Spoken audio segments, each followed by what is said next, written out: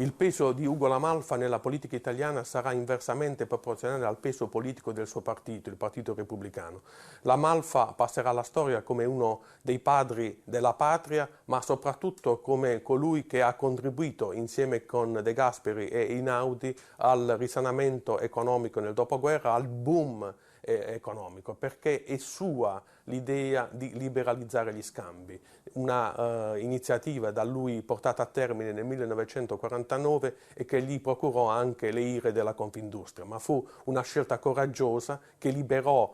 il paese da molti lacci e lacciuoli e aprì il paese ai mercati internazionali. La Malfa va anche ricordato per le sue perplessità sulla riforma delle regioni, ad esempio, da lui definita come la riforma che avrebbe rovinato l'Italia, e a giudicare da quello che poi è accaduto con la riforma del titolo V della Costituzione, con tutti i guai legati alla sovrapposizione, alla confusione di competenze fra regioni e Stato centrale, bisogna riconoscere che il politico siciliano aveva visto giusto.